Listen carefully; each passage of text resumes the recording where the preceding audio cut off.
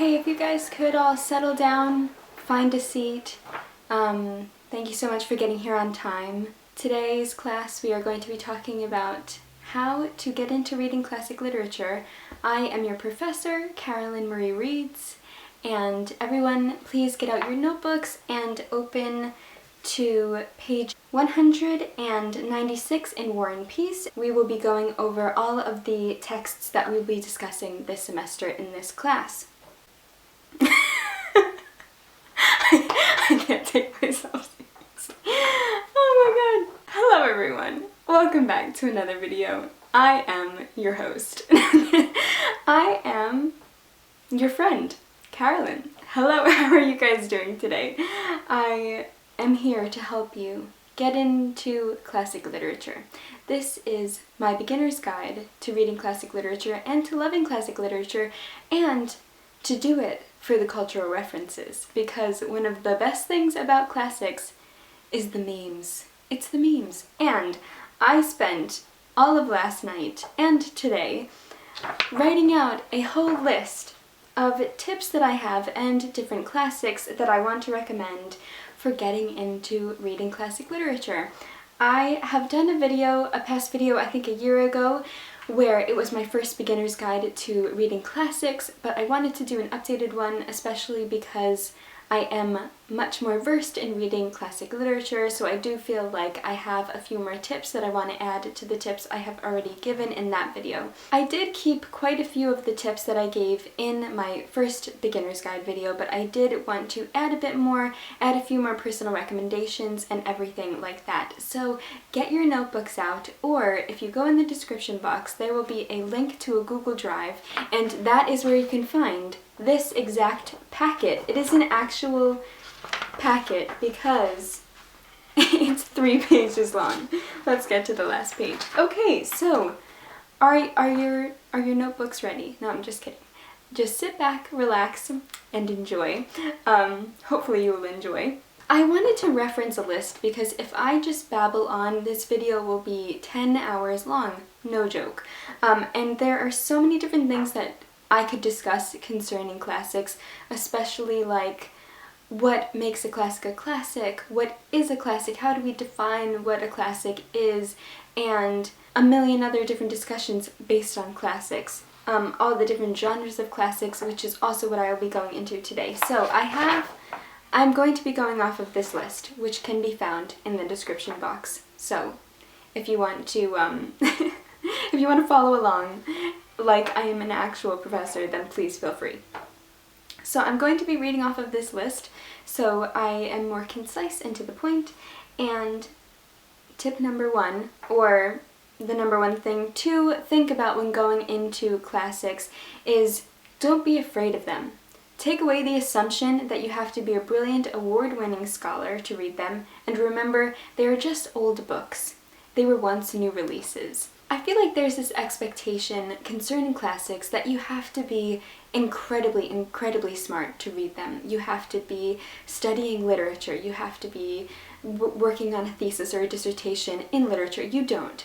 They are just old books. Literally anyone can read them. They were once modern books. Like 100 years from now, the contemporary books that you are reading and that you are loving and that you are thinking are really approachable and easy reads, you never know, down the line, 100 years from now, those contemporary readers might think, oh my gosh, these are really intimidating books. So if you think about it in that way, take away the fear, take away that expectation or that thought that you have to be super smart to read classics, because you don't. You don't. And once you start reading them, and the more that you read them, the easier they will become. And that is a wonderful thing about being a classics reader, is once you fall in love with one, you are most likely going to fall in love with many, or almost all. So take away that assumption that you have to be incredibly smart, take away that fear, and just dive right in to a classic, because that's really all you have to do. You just have to open up an old book and read it, and that's your beginner's guide to reading classics. The end. No, I'm kidding. Okay, number 2. Ease yourself into reading classics by reading children's classics. They are even more impactful if you read them as an adult, and remember, adults wrote them. I feel like, as well as the assumption on classics in general, there is an assumption on children's classics that you have to be a child to read them. You definitely do not. Most classics, or most books that are written for children, are even more impactful when you read them as an adult because they have those hidden meanings and those very moralistic plots that are all about acceptance and love and life and death and all these things that adults write them to approach young readers and to help readers understand the world that they live in because they're such a young age and they are innocent to many things about life, like death, for instance. That's an example. There are so many children's books that deeply concern the topics of death and explore them really beautifully, and to an older reader that understands those themes, they can be incredibly impactful. So a few personal recommendations of mine are The Little Prince by Antoine de Saint-Exupéry from 1943, also The Secret Garden by Frances Hodgson Burnett from 1911, or Anne of Green Gables by Ella Montgomery. I actually haven't put the date of the publication on the list. I will do that before I upload this video. I wanted to include all the dates with each book just so you get an idea of when they were written, because another thing that I love about classics is it's so interesting to see how they have evolved and to see how they have changed over time and how they have greatly affected the books that we know today. So that's why I put dates with them. I just think it's quite interesting to look at them historically. Number 3 is become familiar with the story by watching an adaptation before you read the book itself. There are a lot of movies and series adaptations almost to every single classic book ever written. There is most likely a movie or miniseries adaptation to it. Personal recommendations of mine are the 2005 or 1995 Pride and Prejudice. The 1995 is a BBC miniseries. The 2005 is a very popular movie with Keira Knightley and Matthew McFadden, which I just love both of them so much. I first read Pride and Prejudice on my own before watching any adaptation, and I was quite young, but I was having a really hard time with the language and the way that Jane Austen wrote, and something that greatly helped was watching the movie adaptation before reading it. So I stopped reading it that first time, watched the movie adaptation and the miniseries, and then read it after. The whole book felt like I was re-watching the miniseries and that I was just picturing it all in my mind, and it really helped me. I know that people often say that you should watch the movie after you read the book because you don't want to taint or spoil the book, but I do think in some cases it is really beneficial to watch an adaptation before reading a specific book. I did the same thing with the 2012 Anna Karenina adaptation, also the BBC War and Peace from 2016. I watched the BBC War and Peace before actually reading War and Peace, and it made it much more approachable because I knew what was going to happen and I had those expectations already in my mind, so I wasn't feeling like I was lost trying to, find my way through a plethora of words and just getting lost in them. I felt like I knew where I was going. Number 4 is read short classics to feel less intimidated. I feel like a lot of people think about classics as War and Peace, Don Quixote, The Count of Monte Cristo, Anna Karenina, Les Miserables, Middlemarch, so many huge classics that are really incredibly intimidating. But there are so many amazing shorter classics that are going to be much more approachable because of the less amount of pages and have just as much of a wonderful impact. Definitely shoot for goals of, oh, one day I want to read Les Miserables or War and Peace or any big book, but don't put that expectation that that has to be the first classic that you have to read. There are so many short classics that you can read before that, get comfortable with the genre, and approach them slowly. I have one personal recommendation for this, but there are so many to choose from that maybe I'll add a few more. The one that I have written down is The Picture of Dorian Gray by Oscar Wilde from 1890. There are so many more amazing classics that are quite short that you can read from, and they're very approachable and easy to sink your teeth in and just enjoy as a reading experience, and don't feel like you have to overanalyze them too much. There are so many quick and easy and short classics like The Picture of Dorian Gray, which is groundbreaking. It is a groundbreaking classic and just That book is incredible. So all of these books that I'm recommending, all of these movie adaptations, we're going to have some audiobook recommendations. I all highly, highly, highly recommend reading them, or watching them, or listening to them. Number 5 is read books that are first-person narratives, which tend to be easier to follow. A lot of classics, the language is quite dense and it is quite hard to get into as a modern reader, but I have found that if you read first-person narrations like To Kill a Mockingbird by Harper Lee from 1960, or Rebecca by Daphne du Maurier from 1938,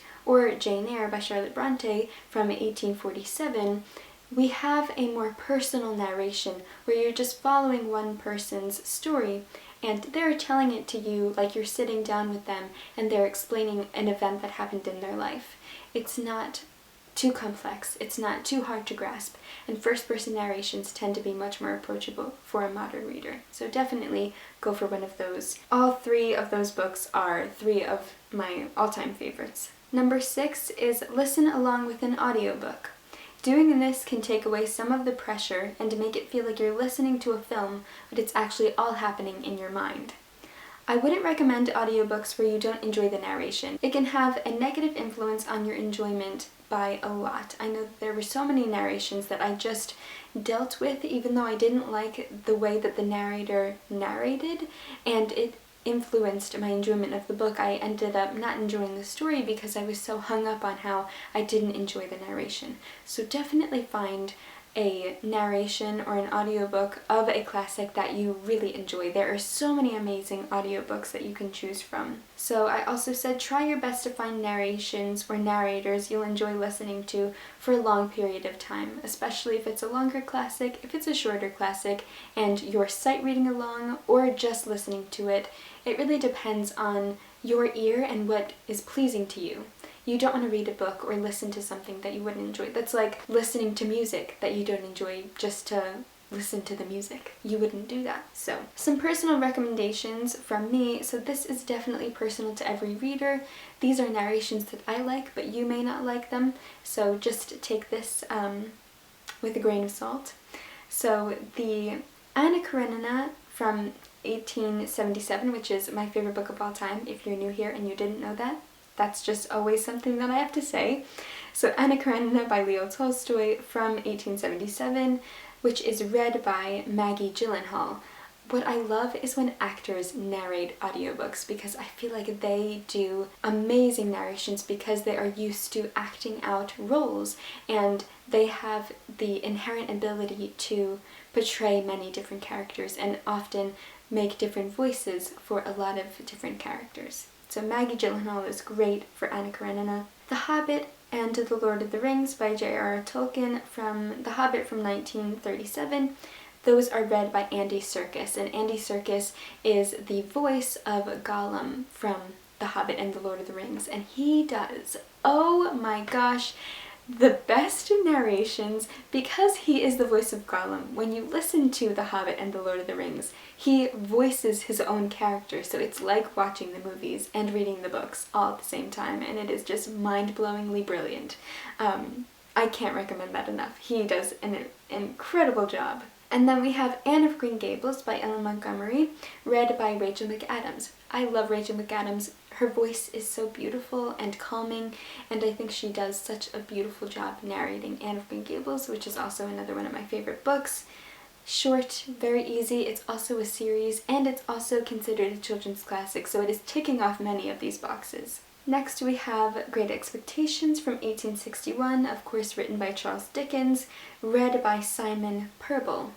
I don't know if I'm saying his last name correctly, but he did a wonderful job narrating Great Expectations. The way that he changes his voice to fit each character is wonderful. And lastly, we have Yevgeny Onegin by Alexander Pushkin from 1833, read by the amazing Stephen Fry. Now this is a narration that is actually free. You can find it on YouTube, and I cannot recommend you listening to it enough. Stephen Fry's narration of Yevgeny Onegin feels like music. It feels like you're listening to a voice of symphonies. Oh my god, it's just incredible. And Yevgeny Onegin is my favorite book so far of this year, of 2021, and I have a whole reading vlog where I read it It's one of the best Russian classics I've ever read. I want to do a whole video of a beginner's guide to Russian literature as well, but anyway, just that audiobook by Stephen Fry. If you listen to it, it'll just feel like you're watching a musical or an opera, or I know there is the opera of Evgeny Onegin, but it feels like you're watching something so much more than just an audiobook. It feels so much more than anything. It feels like magic, pretty much. I can't say enough amazing things about that audiobook, and the book in general. Okay, number 7, we have read shorter works by a certain author to familiarize yourself with their writing. I cannot recommend this enough. When I was getting into classics, I bought myself the Penguin Little Black Classics, which are right over here. They are amazing. Penguin published these. I got the box set of all 80 of them, but there are more than 80. They are little snippets of selections of poetry, short stories, chapters from bigger texts.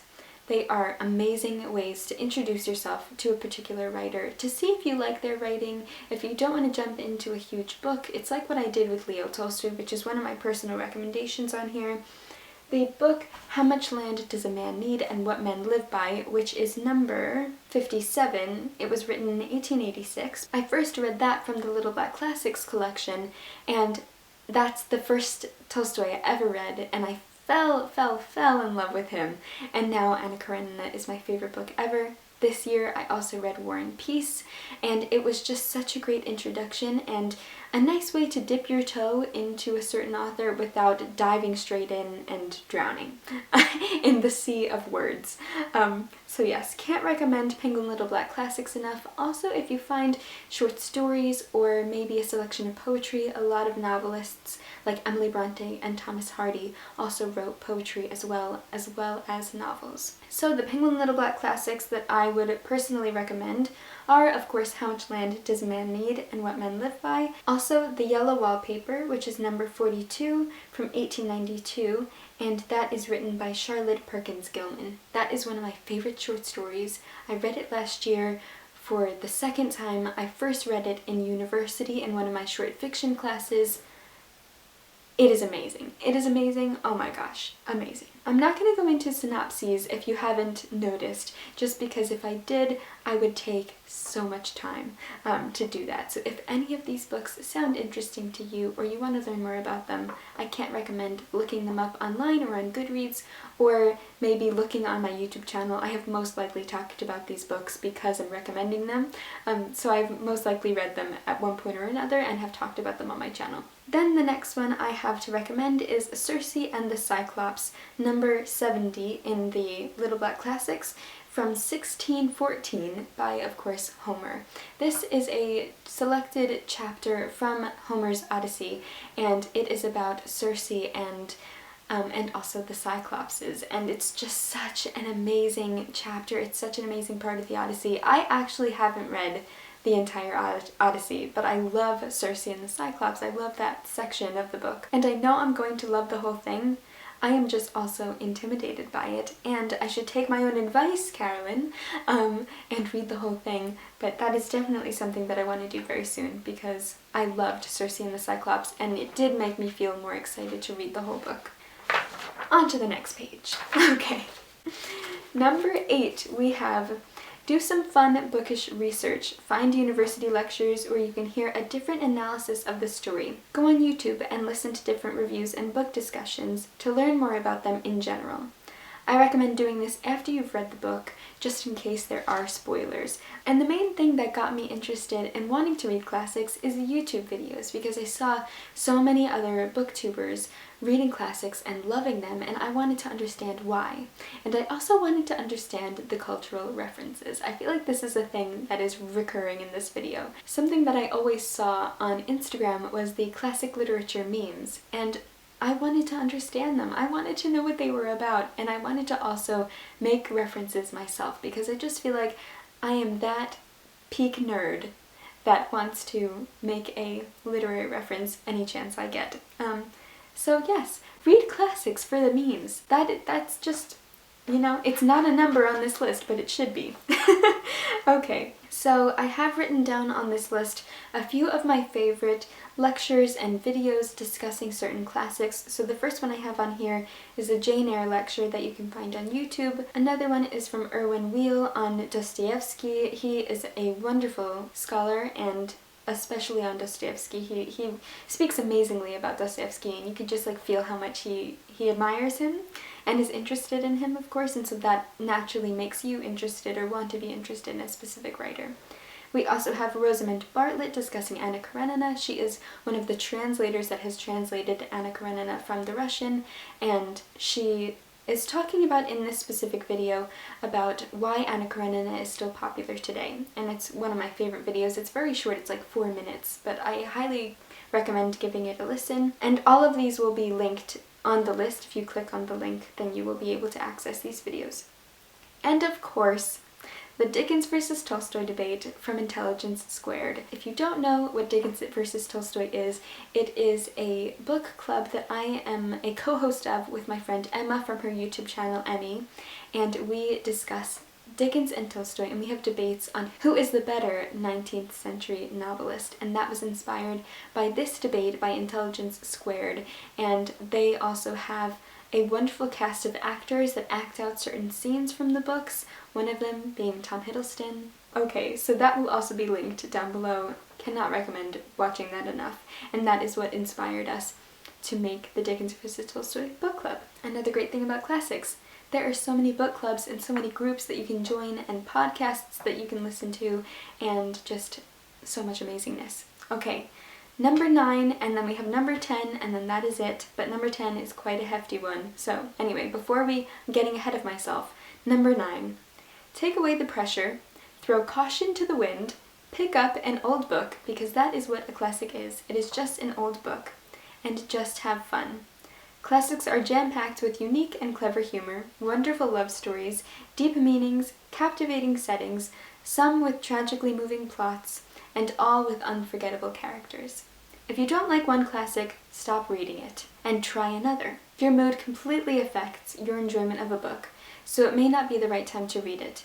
This doesn't mean the right time will never come, because it most likely will. I am 110% a mood reader, and if I pick up a book, whether it's a classic or not, and I'm not in the mood, then I'm not going to enjoy it. So if you have tried so many classics, that doesn't mean that you will not find a classic that you will enjoy. Now, number 10 might help you with this issue. Number 9's point is, if you've tried reading a classic and you haven't enjoyed it, that's okay. Don't push yourself through it, because you're just going to end up continuing to not enjoy it. DNFing is almost better in this case, giving yourself time and coming back to a book when you're more in the mood for it. That's just something that I often do, and that I think is really beneficial. Just because you aren't enjoying a book at one time doesn't mean you won't enjoy it at all. Now, number 10 should help you to find any classic that you will enjoy. So, the key to doing this is, just because you didn't like one or a few classics doesn't mean you won't like all classics. Classic literature is an umbrella term for an older book of all genres, because a classic is an umbrella term, like I said. It isn't a genre, ultimately. There are multiple genres that fit into classic literature because, like I said earlier, at that time, classics were contemporary novels. They were modern literature, and they each fell into a genre. But now we call them classics because they're old. But that doesn't mean that classic literature is a genre, because it isn't. So there are many genres that can be found and can be defined as classic literature. And here are a few examples from multiple different genres. Ask yourself what your favorite genre is and find an old book or a classic that fits into that genre. You may even want to start with the book that helped create the genre. Doing this can be an exciting way to see how your favorite book of sci-fi, fantasy, or romance, or any genre, came to be. You can't get enough of the hate-to-love trope? Well, it wouldn't be what it is today without Jane Austen's Pride and Prejudice. To try and convince you even further, your favorite modern writers most likely read these pioneering classics and were naturally influenced by them. Don't you want to see how? Like, that's what I love. When I think about my favorite genres, I think about, well, how did they come to be, and how did these writers that I love today, how were they influenced? What were their influences? Like, I'm reading Sally Rooney's new book, Beautiful World, Where Are You? And there are so many references to classics. And she even talks about, there's this one character that's a novelist of contemporary fiction. And the novelist in the book says that she can't read contemporary fiction anymore, and she just reads classics.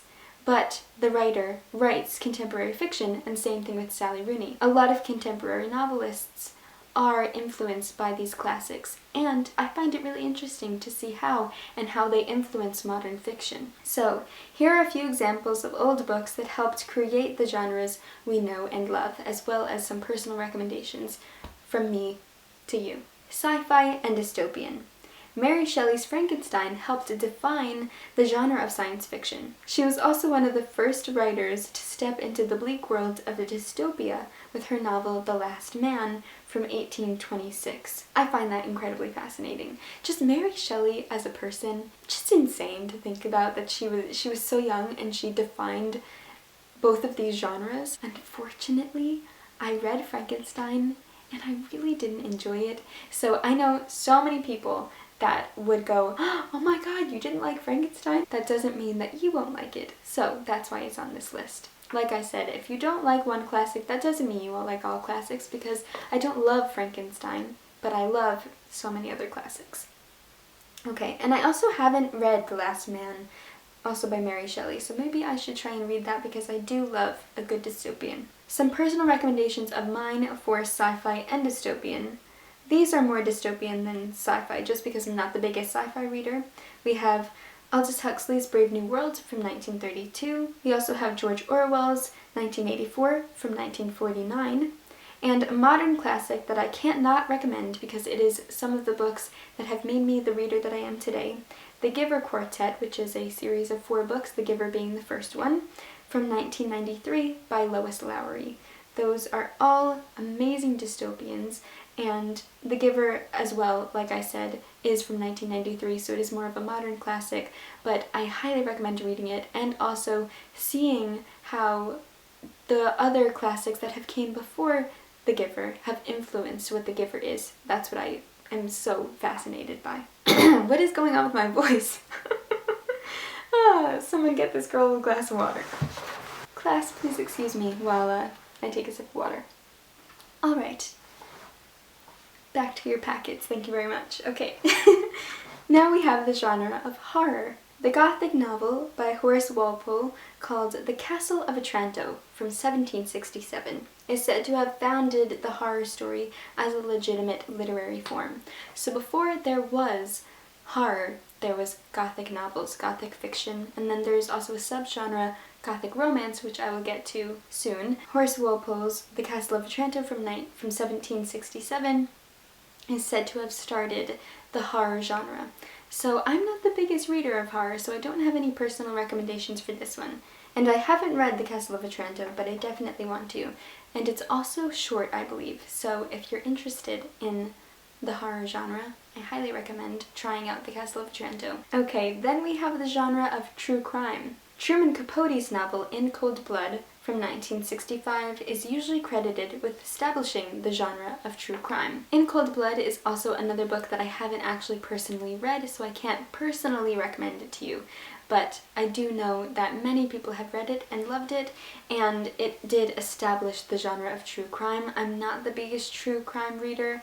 I get scared really easily, which is why I am also not, like I said, a horror reader. But yes. In Cold Blood, I hear, is amazing, and it established true crime. Now we have the genre of the mystery.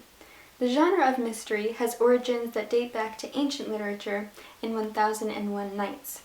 With that being said, the modern detective story, as we know it, everyone, flip your packets, thank you, as we know it today, was invented by Edgar Allan Poe in the mid-19th century through his short story The Murders in the Rue Morgue, which featured arguably the world's first fictional detective.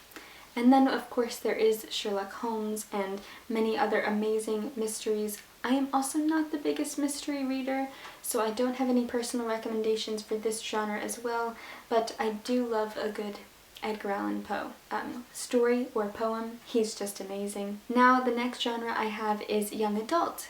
If you are a big fan of young adult fiction, amazing. I have a few recommendations for you. The modern classification of young adult fiction originated after the publication of S.E. Hinton's The Outsiders from 1967.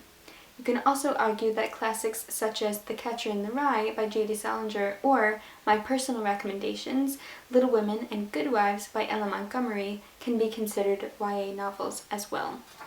I love Little Women. We have so many amazing adaptations of Little Women, and that is all about these young women coming of age, and also it involves love and marriage and sisterhood and family, and it is such a great classic young adult novel where you are watching a coming of age story, which is what most YA novels are, especially YA contemporary. Now we have the genre of LGBTQIA+. Though Bayard Taylor's Joseph and His Friend from 1870 had been the first American gay novel, Edward Prime Stevenson's, I don't know how to say this name, Imre?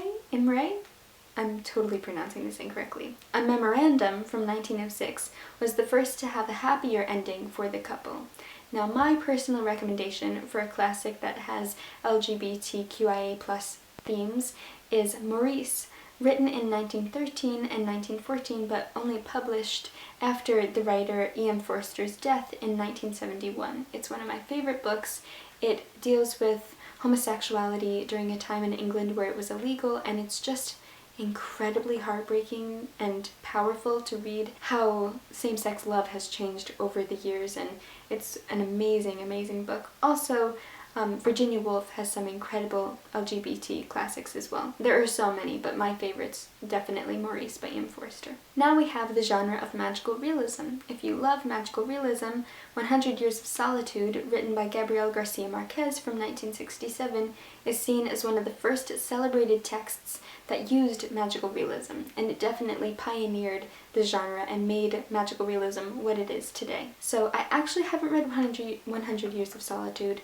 I also know I'm referencing Emma again. It is one of her favorite books, if not her favorite book, and I know so many people that love 100 Years of Solitude, so I definitely want to read it. I do know it is quite complex though, which is kind of why I'm a bit nervous about it, but I have a feeling I'm gonna love it. Now I understand why my professors always had drinks with them, because I'm talking quite a lot. Okay. I hope you're enjoying this. Sorry if I'm babbling. Then we have the genre of fantasy. If you are a very big fantasy lover, then the Scottish author George MacDonald, whose novel Fantasies tells the story of a young man drawn into a dream world where he has a series of adventures. It is credited as the first plainly fictitious fantasy for adults. Some other classic fantasy books and my personal recommendations are Alice's Adventures in Wonderland from 1865 by Lewis Carroll, The Lion, the Witch, and the Wardrobe from 1950 by C.S. Lewis, and of course, The Hobbit from 1937 and The Lord of the Rings by J.R.R. Tolkien. The next genre we have, and it's the second to last, is romance. The first known romance novel was Samuel Richardson's Pamela, or Virtue Rewarded, which was about the love between a female maid and her land-owning master. But my personal recommendations, of course, Pride and Prejudice by Jane Austen. I mean, it's what created the hate to love trope. I mean, that might not be true. I feel like there probably was a hate to love trope before Pride and Prejudice, but that's the one that I think of. And then we now have a subgenre, Gothic romance. I love a good Gothic romance. Maybe even a bit better than just regular romances. Gothic romance was also established with the publication of Horace Walpole's novel, The Castle of Otranto, which I referenced earlier with the horror genre. But my personal recommendations are the amazing Wuthering Heights by Emily Bronte from 1847, or the amazing Jane Eyre from Charlotte Bronte, also 1847, and the amazing Tenant of Wildfell Hall from 1848 by Anne Bronte. And then, now that we have surpassed all three Bronte sisters, we also have Rebecca by Daphne du Maurier, which is from 1938. Those are all favorites of mine, and they are classics for a reason. Everybody loves them. Everybody reads Wuthering Heights and Jane Eyre for a reason. Everybody reads Pride and Prejudice for a reason. Everyone loves Rebecca for a reason. They're fantastic. And The Tenant of Wildfell Hall. So good. Now the last genre of classic literature we have is action, adventure, and chivalry. Now if you know anything about the book by Miguel de Cervantes called Don Quixote, then you will know why I put chivalry in this genre. The Spanish novel by Miguel de Cervantes called Don Quixote, originally published in two parts in 1605 and also 1615, is a founding work of Western literature. It is often labeled as the first modern novel, and is considered one of the greatest works ever written. It also falls under the genre of parody, satire, farce, and psychological fiction. Due to its length and somewhat complex language, here are a few more approachable options that I recommend to you. So these also fall under action-adventure: Treasure Island by Robert Louis Stevenson from 1882, The Riddle of the Sands from 1903 by Erskine Childers. I think I might be pronouncing their name wrong. Or The Call of the Wild from 1903 by Jack London. So, those are all of my recommendations. Those are all of my tips. Those are all of the books that I suggest you read and that I suggest you start with. I will be leaving this in the description box because I know that this is a lot of information, which is why I needed to write it down, which is why professors use PowerPoints. I understand. I should have made a PowerPoint. Oh my goodness. Anyway, at the end of the day, all you have to do to be a classics reader is to pick up an old book and to read it. And if you don't enjoy it, put it down. Pick up another one. Try to figure out what genre you like and look for a classic in that genre. Watch adaptations. Read a short classic. Read a children's classic. Listen to the audiobook. Listen to fun and exciting lectures. Watch different YouTube videos where people discuss different classics. All of these tips are what made me the reader that I am today and the classics lover that I am today. And the thing about classics is that they're amazing and they have stood the test of time for a reason. When I think about classics, like, why wouldn't you want to read them? Why wouldn't you want to be able to understand those cultural references and to make funny memes and to make jokes and to make references and to just share the passion? It's such an amazing community of readers being a part of the classics community. Another amazing thing about classics that I didn't write down on this list is they come in 5 billion different editions. So if you want to be a collector of beautiful books, read classics. I have my amazing Penguin cloth bounds. There are also the beautiful Penguin English Library books, the regular Penguin black spines, the Everyman's Library. We have the Penguin Deluxe editions. We have the vintage red spines. We have so many amazing books, and they're all gorgeous. So even if you don't like a classic and you have a beautiful copy of it, you have a beautiful book. That's my logic. Anyway, thank you so much for attending this lecture or this class or this YouTube video. I hope you have enjoyed. I hope it has helped you in any way. Let me know if you have any recommendations for everyone else. We can make the comment section a recommendations box and leave down maybe the classic that got you into reading classics, the book that made you love classics, or if you have any questions concerning classics, then definitely leave it down below. If you have any questions at all, I would be so happy to answer them. I love talking about classic literature. Again, an umbrella term of many genres. So yes, I hope you're having a very lovely day. I hope you've enjoyed this video and have gotten something out of it. I will see you next class. Don't forget to subscribe down below so that you can attend the next lecture. I will be taking attendance, everyone. I will be taking attendance, so make sure you hit the subscribe button. Kidding. And I hope you're having a lovely day and just reading some amazing books. Have a lovely day and happy reading.